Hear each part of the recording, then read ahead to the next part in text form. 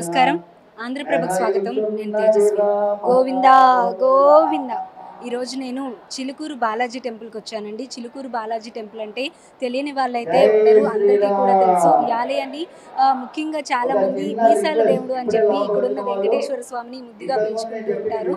అయితే ఈ ఆలయంలో వీసాలు తీసుకునే అనుకునే వాళ్ళు ఎవరైనా సరే వచ్చి కనుక 108 ప్రదక్షిణలు చేస్తే తప్పకుండా వాళ్ళ కోరిక నెరవేరుతుంది, వాళ్ళకి వీసా వస్తుంది అని చెప్పి చాలామంది స్టూడెంట్స్కి అయితే నమ్మకం ఉంది. అయితే కేవలం స్టూడెంట్స్కి మాత్రమే కాదండి, ఈ ఆలయంలో ఎవరు ఏ కోరిక కోరుకున్నా సరే తప్పకుండా ఆ కోరిక నెరవేరుతుంది అని చెప్పి భక్తుల విశ్వాసం అనమాట. కేవలం వీసాలు మాత్రమే కాదు, ఎవరికి ఏ ఇబ్బంది ఉన్నా సరే, ఎటువంటి కోరుకున్నా సరే అది న్యాయబద్ధమైంది, మంచిది అయితే కనుక తప్పకుండా నెరవేరుతుంది. అయితే ఈ ఆలయంలో వచ్చేటప్పటికి ముందుగా ఎవరైతే సరే ఏదైనా కోరిక కోరుకుంటే ముందుగా 11 ప్రదక్షిణలు ఈ ఆలయంలో చేస్తారు. ఆ తర్వాత కోరిక నెరవేరిన తర్వాత 108 ప్రదక్షిణలు అయితే చేస్తూ ఉంటారు.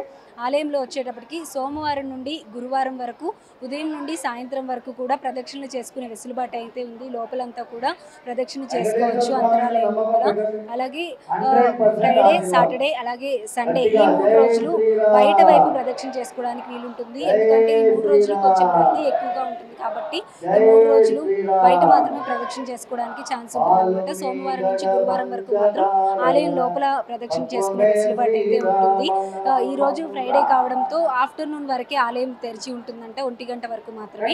అందుకోసం 11 గంటలకి ప్రదక్షిణ అనేది ఆపేయడం జరుగుతుంది. ఆ తర్వాత నార్మల్గా దర్శనం చేసుకొని బయటకు వెళ్ళే విధంగా ఉంటుందన్నమాట.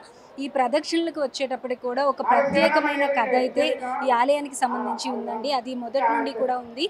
ఆలయంలో వాటర్ కోసం బోర్ వేయాలి అనుకున్నప్పుడు దానికి సంబంధించి నీళ్లు పడాలి అని చెప్పి ఒక పండితులు ఇక్కడికి వచ్చి ప్రదక్షిణ చేస్తూ ఉన్నారంట. స్వామివారికి నీళ్లు తొందరగా పడాలి అని చెప్పి అలా ప్రదక్షిణ చేస్తున్న టైంలో 11వ ప్రదక్షిణ కంప్లీట్ అయ్యే టైంకి కరెక్ట్గా బోర్లో వాటర్ పడిందట. ఆ తర్వాత ఆయన ప్రదక్షిణ మళ్ళీ ఆపేస్తే ఎక్కడ వాటర్ ఆగిపోతుందో అనే భయంతో ఆయన అలానే ప్రదక్షిణ చేస్తూ ఉన్నారట. 108వ ప్రదక్షిణ వరకు అలానే చేసి ఆపారంట. తర్వాత వెళ్ళి చూస్తే ఇంకా వాటర్ పుష్కలంగా వచ్చాయంట.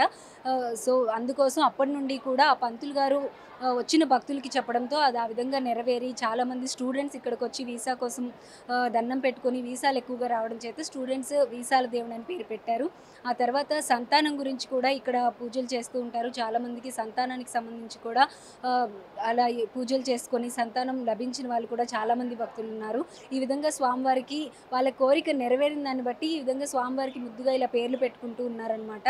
మొత్తానికైతే ఇక్కడ వెంకటేశ్వర స్వామి ఎప్పుడో ఇక్కడ ఒక భక్తునికి కలలో కనిపించి ఆ భక్తులు చిలుకూరు నుంచి ప్రతి సంవత్సరం కూడా తిరుపతికి నడుచుకుంటూ వెళ్ళే వాళ్ళంట. కానీ ఆయన వృద్ధుడు అయిపోయిన తర్వాత ఆలయానికి తిరుమల వరకు వెళ్ళడానికి ఓపిక లేకపోవడంతో ఆయన బాధపడుతూ ఉన్నాడని చెప్పి సాక్షాత్తు ఆ వెంకటేశ్వర స్వామి కలలో కనిపించి నువ్వు చిలుకూరు నుండి అక్కడి వరకు కాలినడకని ఇక్కడ నుండి రావాల్సిన అవసరం లేదు, నేను ఇక్కడే వెలుస్తున్నాను అని చెప్పి కలలో పలానా చోట వెలుస్తున్నానని కొన్ని గుర్తులైతే చూపించారంట.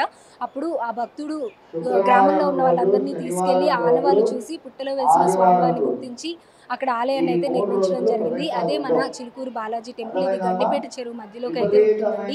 ఇక్కడ పుష్కలంగా నీరు కూడా చక్కగా ఉంటుంది. గండిపేట చెరువుకి మధ్యలో స్వామివారు వెళ్ళడం అయితే జరిగింది. అప్పటి నుండి కూడా పూజా కార్యక్రమాలు కూడా చాలా చక్కగా జరుగుతున్నాయి.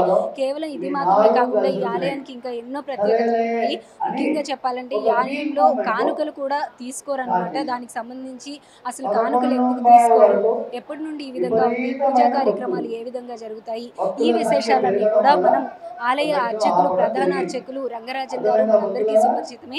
ఆయన అడిగి ఆయన మాటల్లో ఆలయం యొక్క ప్రత్యేకతను కూడా తెలుసుకుందాము. అలాగే ఆలయంలో గోసేవ కూడా ఎప్పటి నుండో జరుగుతూ ఉంటుంది. ఆ గోసేవకు సంబంధించిన డీటెయిల్స్ అన్ని కూడా మనకి రంగరాజన్ గురుస్వామి గారు చెప్తారు.